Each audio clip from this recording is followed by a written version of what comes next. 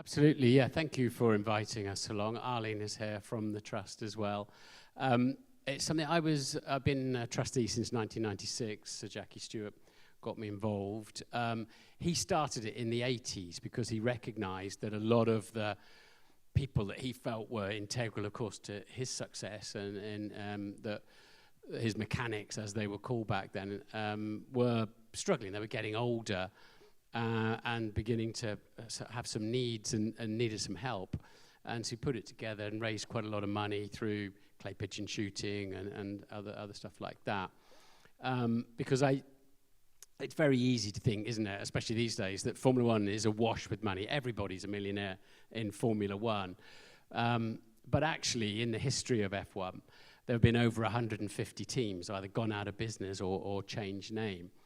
And that left a lot of people high and dry. But back in those days especially, there were no HR departments or insurance or pension plans much, and mechanics working all-nighters all weekend, heads in fuel tanks and all the other stuff that they did. And they needed some help. And it's worked incredibly well. Obviously, since those 40 years when Jackie started it, a lot of those original sort of mechanics, and it used to be called the Grand Prix Mechanics Charitable Trust, but mechanic is obviously a term that doesn't really exist anymore in our business, so I shortened the name up to help people out. And a lot of those have gone. We've lost them very, very sadly. So I've tried to reinvent, if you like, Grand Prix Trust for the modern day, for a modern industry. I've got a great board of people. Ross Brawn's on it, Sir Patrick Head. I've got Bernie Collins just joined, Andy Stevenson, and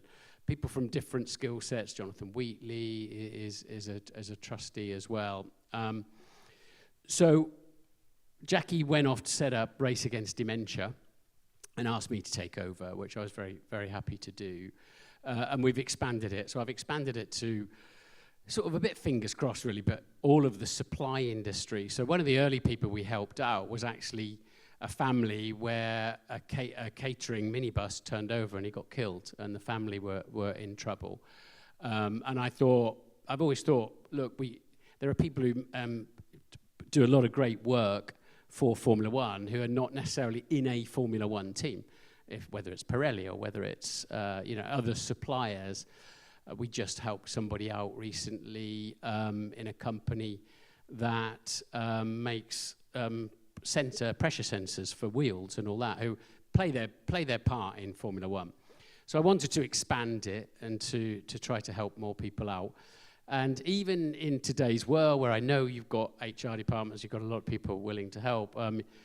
To give you an example, we helped out a couple who were both in our industry, double income, absolutely flying along, and suddenly they had a child. They had a massively heavily disabled child that needed a lot of special care, and suddenly the wife wasn't at work anymore. The husband had to work less because needed some support, and so they went from absolutely flying along to being in desperate trouble, and we were able to come in and help out. So we try, and we keep trying to spread the word, spread the gospel, and that's why this is absolutely brilliant to see so many people here that of what we can do.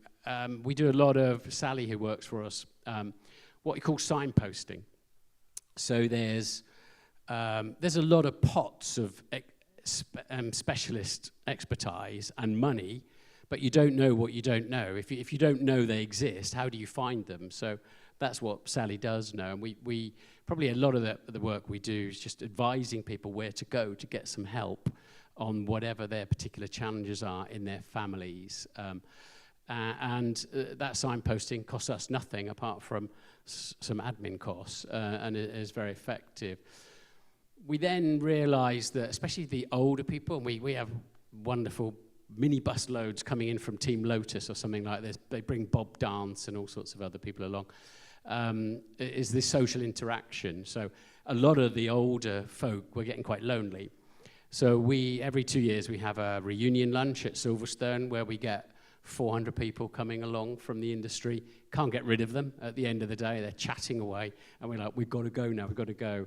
And we do regional meetings as well, so we'll go up to Norfolk or Lincolnshire, Silverstone area, and maybe Woking sort of area, and try to do social interaction where people can, and we pay for all of this, where people can come and meet and talk and tell some stories. And as you know, the older we get, the faster we were, weren't we, at all times, and the tails get longer. So that's worked very well too. And then I wanted to close the circle, so we've started a bursary for motorsport college kids at Silverstone, and I'm going to try and extend that as well. So it's £150,000 we're going to put in, during this next scholarly year, because I realised there was a disconnect between kids who want to come into our sport and actually finding a space here, but also then I think companies are crying out for apprentices, if you like, or young people. So I've tried to join that up.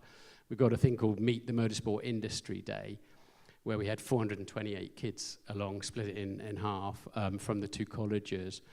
And you could hear a pin drop because we got a panel and we were talking about their experiences, how they got into motorsport and how they made their way through. People like Pat Simmons and Tony Burrows at Red Bull, and Bernie Collins and Lou Goodman on the media side, and that. So, and it was fantastic. I loved every moment of it, and it's an annual event now, so that, and I thought, I don't know how this is going to go, but literally they were hanging on every word, because one of the senior tutors at Silverstone College, UTC it was, said to me, I've got A-star students who end up stacking shelves at Tesco's because they can't, on a whatever the minimum wage is, hourly rate, they can't afford either the travel, or they can't afford the digs, or they can't afford a car, they can't afford driving lessons. So again, I've made it quite broad in terms of, yeah, if you need to, let's tailor this to specific needs. If they need some software,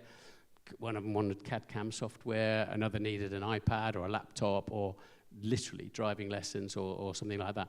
So I've sort of we have closed the circle really on what we're doing, trying to bring other youngsters into this sport. And that in summary is the Grand Prix Trust today, and what we do.